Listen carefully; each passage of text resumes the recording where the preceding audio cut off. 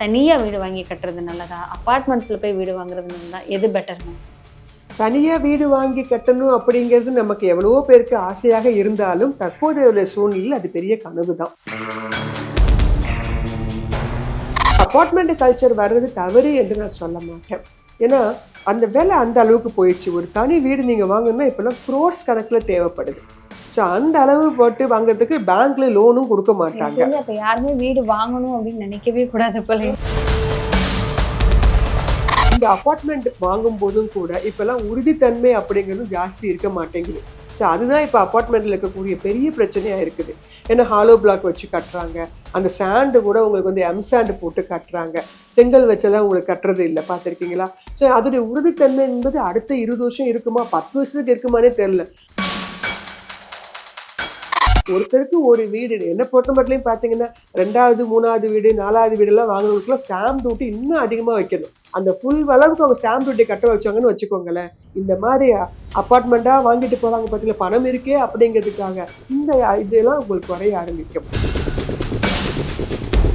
EMI ஒரு பையன் வந்து ஒரு 20 வருஷத்துக்கு வந்து 1 கோடி ரூபாய் கட்டிருக்காருன்னா அதே 1 கோடியை மாதம் சிப்ல போட்டிருந்தாருன்னா அவருக்கு அந்த 20 வருஷம் முடிவில் அது அவருக்கு 4 கோடி 5 கோடின்னு காட்டுது. நீ இந்த வீடை இன்னும் தான் இஎம்ஐ கட்டிட்டு இருக்க. இந்த வீடோட அப்ரிசியேஷன் அவ்வளோ போகாது. அதுவும் அபார்ட்மெண்ட்ல அப்ரிசியேஷன் கிடையாது. வணக்கம். வணக்கம்மா. ஸோ தொடர்ந்து நிறைய விஷயங்கள் மக்களுக்கு ரொம்ப தெளிவா எடுத்து சொல்லிட்டு இருக்கோம். அதுல ரொம்ப முக்கியமான விஷயம், இப்ப எல்லாருமே சேவிங்ஸ் பண்ணுவோம் அப்படின்னு சொன்னா என்ன பண்ணுவாங்கன்னா வந்துட்டு தங்கத்திலயோ வெள்ளிலயோ போய் பண்ணுவாங்க. ஸோ தங்கம் காயினா வாங்கி வைப்போம், நிறைய விஷயங்கள் பண்ணுவாங்க. வெள்ளி வாங்கி வைப்போம் அப்படின்னு. என்னதான் இருந்தாலும் ஃபியூச்சர்ல அது நம்மளுக்கு உதவும் அப்படிங்கிற மாதிரி பிசினஸ்க்கோ எதுக்கோ தங்கம் வாங்குறதே உதவுறது தானே. இப்ப தங்கத்தோட விலை ஒரு பக்கம் ஏறிக்கிட்டே போகுது. அந்த காலத்துல எல்லாம் என்ன பண்ணுவாங்கன்னா வீடு வாங்கலாம் அப்படின்னு சொன்னா தனியா ஒரு இடம் வாங்கி வீடு கட்டி, இந்த காலம் சொல்ல முடியாது, 90ஸ்ல கூட நாங்க இருக்கும்போது கூட வீடு கட்டி தனக்குன்னு ஒரு பூமி, தன்னோட வீடு, அந்த இடத்துல என்ன பண்ணாலும் நானே பண்ணிப்பேன் அப்படிங்கிற மாதிரி அந்த வீடு ஒரு சொத்துன்னு வாங்கி வைப்பாங்க மேம். இப்ப பார்த்தா அபார்ட்மெண்ட்ஸா வந்துருச்சு. அந்த அபார்ட்மெண்ட்ஸ்ல ஒரு 5000 வீடு இருந்தாலும் அதுல ஒரு வீடு, அந்த பில்டிங்ல ஒரு வீடு தான் நம்ம வீடு அப்படிங்கிற மாதிரி வாங்குற சூழ்நிலைக்கு வந்துட்டோம். இதுல எந்த விஷயத்த பண்ணி எந்த விஷயத்துல பணம் போட்டு சேவ் பண்ணி வச்சா நல்லது? தனியா வீடு வாங்கி கட்டுறது நல்லதா? அபார்ட்மெண்ட்ஸ்ல போய் வீடு வாங்குறது நல்லதா? எது பெட்டர் மேம்? தனியா வீடு வாங்கி கட்டணும் அப்படிங்கிறது நமக்கு எவ்வளவோ பேருக்கு ஆசையாக இருந்தாலும் தற்போதைய உள்ள சூழ்நிலையில் அது பெரிய கனவு தான். ஏன்னா நம்மளுடைய இந்தியாவில் இடப்பற்றாக்குறை அப்படிங்கிறது ஒரு பெரிய விஷயம். ஒவ்வொருத்தரும் தனியாக வீடு கட்டணும் அப்படின்னு நம்ம நினைச்சோம்னா நமக்கு இருக்க மக்கள் தொகைக்கு சைனாவை விட பெரிய லெவலில் நமக்கு பரப்பளவு தேவைப்படும். ஸோ அது வந்து பாசிபிலிட்டி அப்படிங்கிறது ரொம்ப குறைஞ்சிருச்சு. அதனால தான் நம்ம அப்பார்ட்மெண்ட் கல்ச்சர் அப்படிங்கிறதே வந்தது. ஸோ தனி வீடுல அப்படின்னு பண்ணும்போது கூட அதில் வந்து உங்களுக்கு வந்து வாட்டர் கரண்ட் இப்படி எல்லாத்துக்குமே நீங்கள் தான் எல்லாமே முயற்சி பண்ணி எல்லாம் பண்ணி வாங்கணும். எல்லாத்துக்கும் ரிப்பேரிங்கும் அப்படிங்கிறது உங்களோட தான் இருக்கும். ஸோ அது அது வந்து அதை பண்ணுறவங்க அதை பற்றிலாம் யோசித்து அதை பண்ணுவாங்க. பெரும்பாலும் நம்ம சென்னை மாதிரி சிட்டிஸ், சென்னை, திருச்சி, மதுரை, கோயம்புத்தூர் போன்ற சிட்டிஸ் எல்லாத்துலேயுமே பார்த்தீங்கன்னா தனி வீடு அப்படிங்கிற கல்ச்சர் கொஞ்சம் கொஞ்சமாக குறைந்து கொண்டே வருது. சென்னையில் மொத்தமாக குறைஞ்சிருச்சு. அதர் தான் சிட்டிஸ்லேயும் இப்போ எல்லாம் பார்த்தீங்கன்னா கொஞ்சம் அங்கங்கே அப்பார்ட்மெண்ட் கல்ச்சர் தான் வந்துட்டு இருக்குது. ஸோ அப்பார்ட்மெண்ட் கல்ச்சர் வர்றது தவறு என்று நான் சொல்ல மாட்டேன். ஏன்னா அந்த விலை அந்த அளவுக்கு போயிடுச்சு. ஒரு தனி வீடு நீங்கள் வாங்கணும்னா இப்போல்லாம் க்ரோர்ஸ் கணக்கில் தேவைப்படுது. ஸோ அந்த அளவு போட்டு வாங்குறதுக்கு பேங்க்ல லோனும் கொடுக்க எனக்கு மாட்டாங்க. தெரிஞ்சு அப்ப யாருமே வீடு வாங்கணும் அப்படின்னு நினைக்கவே கூடாது போல. ரொம்ப கஷ்டம் தான். அதுவும் சென்னை மாதிரி இடங்கள்ல ஈவன் நீங்க மறைமலை நகர் வரைக்கும் போயிட்டாலே அங்க க்ரோர்ஸ் சொல்றாங்க. அதுவும் ஒரு ஏக்கர் கணக்குலாம் இல்ல. ஒரு 1500 சதுரடி 2000 சதுரடியே அவங்க வந்து இப்பெல்லாம் 1C சொல்றாங்க. எங்க மறைமலை நகர் மாதிரி உள்ள ஏரியால சொல்றேன். ஸோ லேண்ட் வாங்குறது அப்படிங்கிறது பெரிய பெரிய கனவாக மாறிடுச்சு. ஆனா நமக்கு இருக்கிறதுக்கு தனி வீடு அப்படிங்கிறது எப்போதுமே அத்தியாவசியமா தேவைப்படுது. அப்படிங்கும்போது அபார்ட்மெண்ட் அப்படிங்கிறது தான் உங்களுக்கு அஃபோர்டபுளா நமக்கு கிடைக்கக்கூடிய ஒரு விஷயமாக இருக்கு. லோனு உங்களுக்கு இப்பெல்லாம் கவர்மெண்ட் லோன்ஸ் பேங்க்ல இருந்து ஈஸியாக உங்களுக்கு என்ன பண்ணிடுறாங்க, அப்ரூவல் பண்ணி கொடுத்துட்றாங்க. ஸோ இஎம்ஐ முறையில வாடகைக்கு பதிலாக நான் இஎம்ஐ கட்டுறேன் என்று வாழ்நாள் ஃபுல்லா இஎம்ஐ கட்டுறவங்களா இருக்காங்க. அப்படின்னா வாடகை கட்டினாலும் வாழ்நாள் ஃபுல்லா கட்டிட்டு தானே இருப்பேன், அதே மாதிரி கட்டிட்டு போறேன், அதுக்கப்புறமா என்னுடைய குழந்தைங்க எடுத்துட்டு போட்டும் அப்படிங்கிற எண்ணம் வந்ததுனாலதான் அப்பார்ட்மெண்ட் கல்ச்சர் வேகமாக பரவி தற்போது ஊடுருவி அப்படியே வியாபிச்சிச்சு அப்படின்னு சொல்லலாம். ஸோ அப்பார்ட்மெண்ட் வாங்கும் போதும் கூட அவங்களுக்கு வந்து அதோட யூடிஎஸ் அப்படிங்கிறது ரொம்ப கம்மியாக தான் கொடுப்பாங்க. ஸோ நமக்கு வாழ்வதற்கான ஒரு இடம் அது வாடகைக்கு கொடுத்து இருக்கிறதுக்கு பதிலாக இஎம்ஐ மூலமாக நம்ம கட்டிக்கொண்டு நம்ம அந்த வீட்டுல இருக்கிறோம் அந்த உணர்வு மட்டும்தான் நமக்கு அப்பார்ட்மெண்ட்ல இருக்குமே தவிர அந்த லேண்டு நமக்கு நிறைய சொந்தம் கிடையாது, பக்கத்துல இருக்க சுவர்களும் பெருசா சொந்தங்கள் கிடையாது. ஸோ அதே மாதிரி இந்த அப்பார்ட்மெண்ட் வாங்கும் போதும் கூட இப்பெல்லாம் உறுதித்தன்மை அப்படிங்கிறது ஜாஸ்தி இருக்க மாட்டேங்குது. ஸோ அதுதான் இப்போ அப்பார்ட்மெண்ட்ல இருக்கக்கூடிய பெரிய பிரச்சனையா இருக்குது. ஏன்னா ஹாலோ பிளாக் வச்சு கட்டுறாங்க, அந்த சாண்டு கூட உங்களுக்கு வந்து எம்சாண்டு போட்டு கட்டுறாங்க, செங்கல் வச்செல்லாம் உங்களுக்கு கட்டுறது இல்லை, பார்த்துருக்கீங்களா? ஸோ அதோடைய உறுதித்தன்மை என்பது அடுத்த 20 வருஷம் இருக்குமா, 10 வருஷத்துக்கு இருக்குமானே தெரியல. அங்கங்க நீங்க படங்கள் கூட பார்த்துருப்பீங்க, அதெல்லாம் உண்மைதான். அதெல்லாமே விரிசல் விட்டுருது. இப்ப எல்லாம் நல்ல கிராக்ஸ் இருக்கும். முதல்ல 5 வருஷம் கூட ஆயிருக்காது. ஆனா கிராக்ஸ், அவ்வளோ கிராக்ஸ். ஏன்னா அது வந்து சீலிங் ஆகிறதுக்கு, அந்த சென்ட்ரிங் ஆகிறதுக்குலாம் டைம் கூட கொடுக்க மாட்டேங்கிறாங்க. என் வீட்டு முன்னாடிலாம் ஒரு 5 மாசம் தான் இருக்கும், 5 மாடி கட்டடம் எலும்பிருச்சு. ஏன்னா அது தண்ணி ஊற்றி அது செட்டிங் பண்ணணும், அது கூட பண்றதுக்கு அவன் டைம் கொடுக்கறது இல்லை. அதுக்கப்புறம் அந்த அந்த ஃபுல்லா எல்லாம் கட்டுறதெல்லாம் பார்த்துட்டே இருக்கிறேன். ஹாலோ பிளாக் இதெல்லாம் கட்டிட்டே இருக்காங்க. உங்களுக்கு சிமெண்ட் வச்சு மூடிட்டாங்கன்னா உங்களுக்கு தெரியாது. நீங்க வீட்டுக்கு நல்ல பெயிண்ட் போட்டு அழகா உங்க இன்டீரியர்ஸ் சூப்பரா பண்ணி கொடுத்துருவாங்க. ஆனா போய் 2வது வருஷம் கூட இருக்காது, முதல் வருஷத்துலயே உங்களுக்கு கிராக்ஸ் தெரியும்.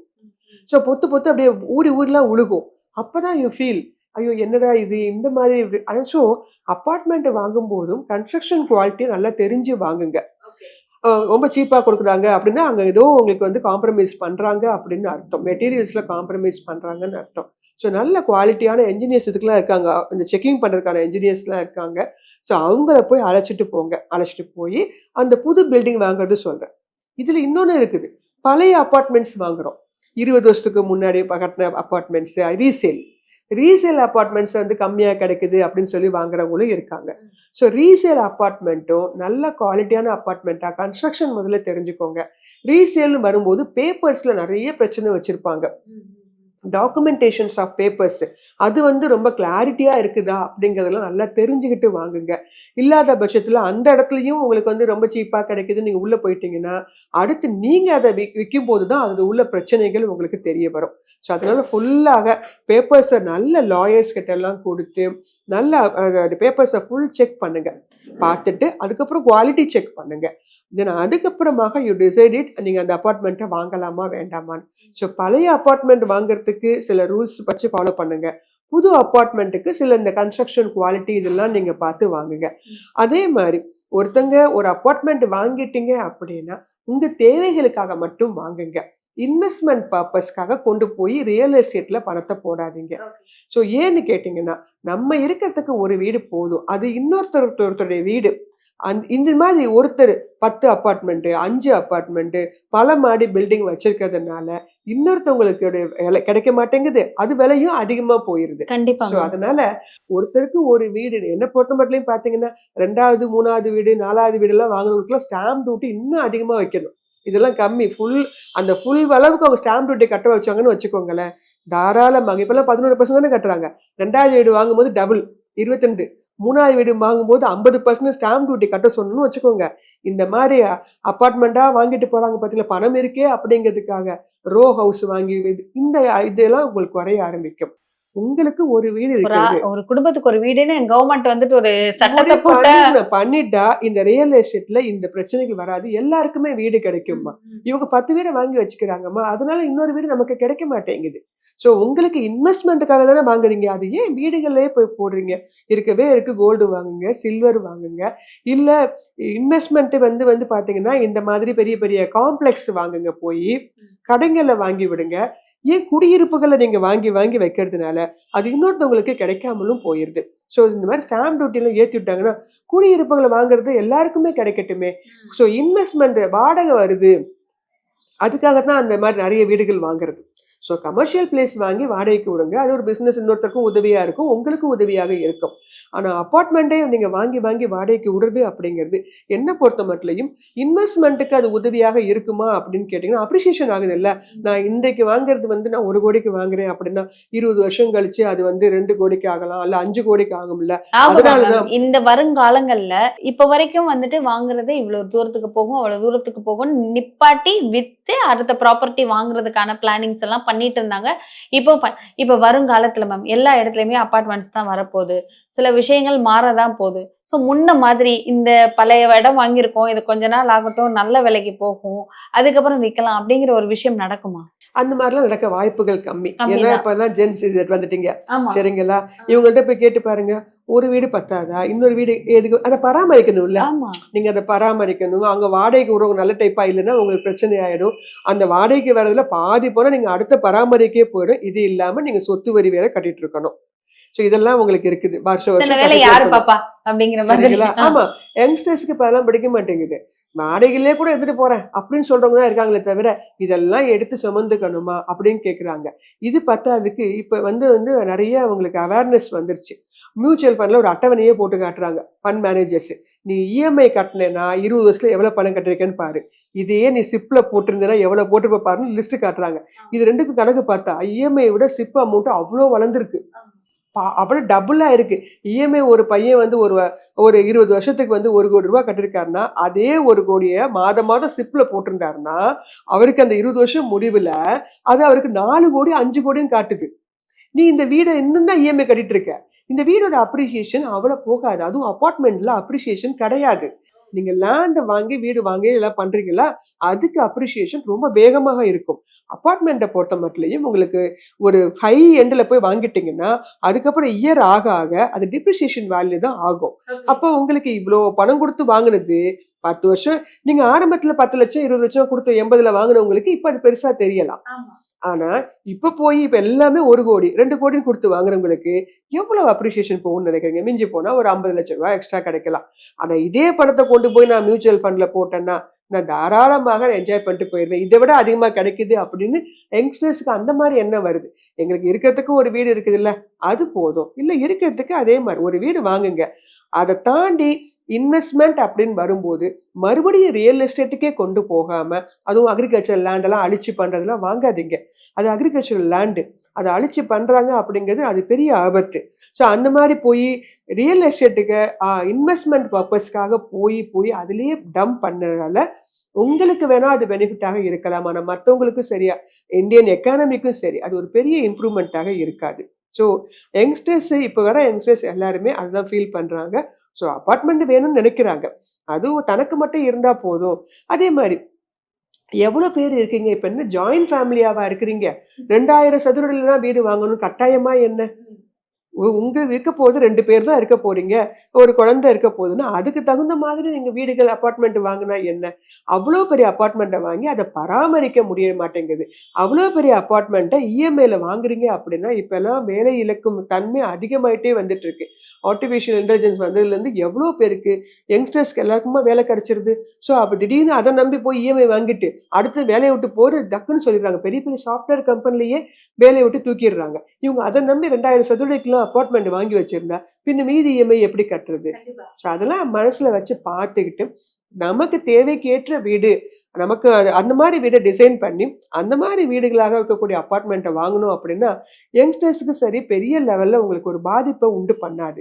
அத விட்டுட்டு ரொம்ப எலாபரேட்டா நீங்க வந்து மத்தவங்களுக்காகலாம் ஆசைப்பட்டுக்கிட்டு, ரொம்ப பெரிய வீடுகள வாங்குனாலும், உங்களுக்கு அதுல பிரச்சனைகள் அதிகம். பராமரிப்பு செலவு அதிகம்.